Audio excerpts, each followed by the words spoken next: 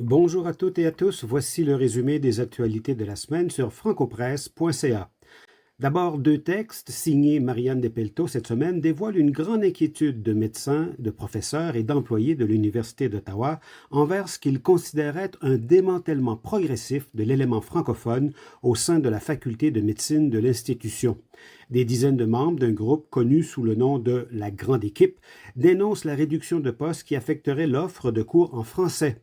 Certains font même état d'un climat hostile et de micro-agressions chroniques à l'endroit des francophones.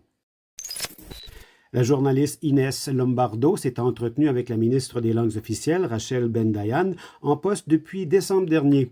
Bien que la nouvelle mouture de la loi sur les langues officielles ait été adoptée en juin 2023, les règlements nécessaires à l'application de la loi se font toujours attendre plus d'un an et demi plus tard. La ministre Ben-Dayan se veut rassurante, malgré la crise tarifaire avec les États-Unis et la forte possibilité d'élection au printemps. Un autre texte d'Inès Lombardo nous apprend que la cible du gouvernement fédéral en termes d'immigration francophone en 2024 a été dépassée avec un taux de nouveaux venus francophones de 7 %. La Fédération des communautés francophones et acadiennes du Canada se réjouit de ce score, mais rappelle son souhait que la cible soit fixée à 12 % afin de rattraper le temps perdu.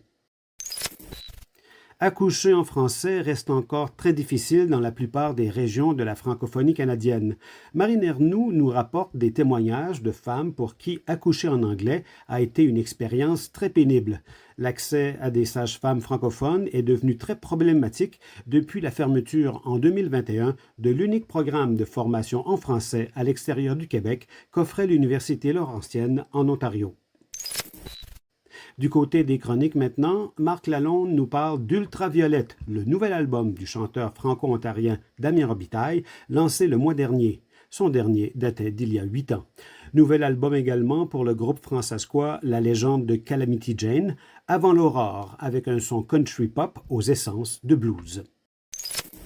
La chronique Dans le rétroviseur raconte le chemin parcouru par les femmes dans l'arène politique canadien. Depuis les deux premières femmes élues députées en 1917, la présence des femmes a progressé lentement pour atteindre aux élections de 2021 30 % d'élus à la Chambre des communes. On est encore loin de la parité homme-femme cependant. Le Canada figure d'ailleurs qu'au 69e rang dans le monde quant au pourcentage de femmes au sein du Parlement national. C'est tout pour cette semaine. Pour plus de détails sur ces nouvelles et d'autres, rendez-vous sur francopresse.ca ou téléchargez notre application mobile.